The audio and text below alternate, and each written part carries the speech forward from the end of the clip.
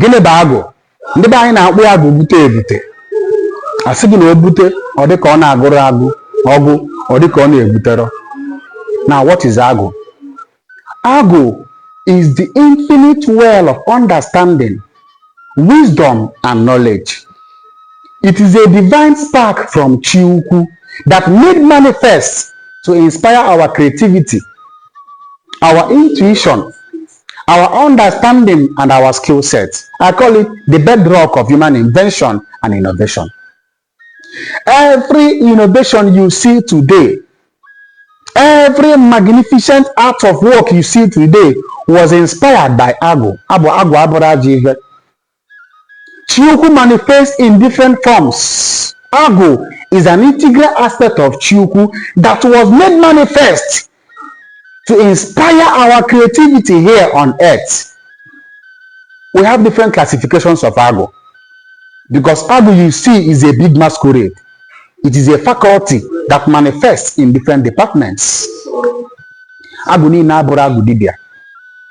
Agwu nyebe gị nsogbu. Ma you are a choosing person, you are a choosing one. Ọ bụrụ Agwu nyebe gị nsogbu, ije bute dibịa, mebe dibịa na-ama ama.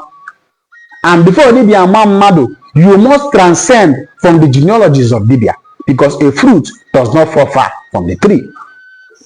Now, having said this, we have various classifications of Agwu. Anyị nwere Agwu nka, anyị nwere Agwu ụzụ, anyị nwere Agwu nkuzi, anyị nwere Agwu dibịa.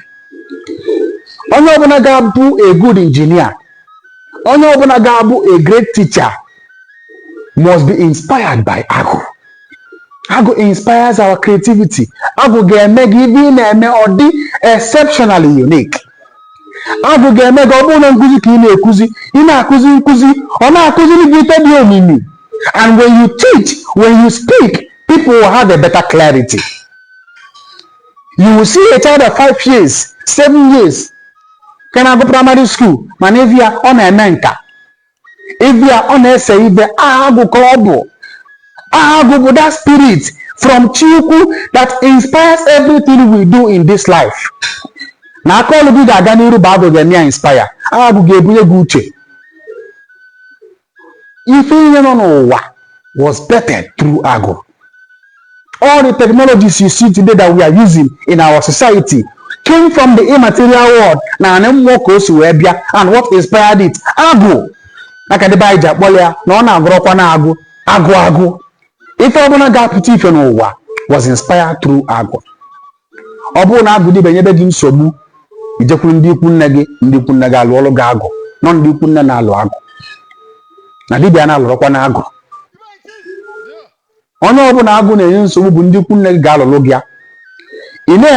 Ọ bụrụ na aka ọrụ ka ị na-eme na ịchọ ka aka ọrụ Agwu gaa n'iru, ije lụọ Agwu. Gịnị ka ọ ga-emelụ gị?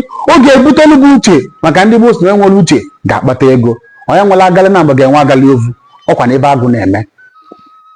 Agwu will not give you money, mana Agwu ga-enye gị value. Ọ ga-ebunye gị uche ị ga-eji wee nweta ego because money is just a reward for value. So Agwu abụrụ ajọ ife. Ege m ntị taa na-enwe achọ nke malụ that what Agwu does is to bring out that mmadụ nọ n'ime gị, that creativity Chukwu dị wee chọọ gị mma. Agwu ga-ewepụta ya and your light will shine in the world because you are the light and the salt of the world. Afam bụ Nnamdi Zoro Ile Ọmanichebe. Abụ m onye Nando Ọmambala. Daalụnụ.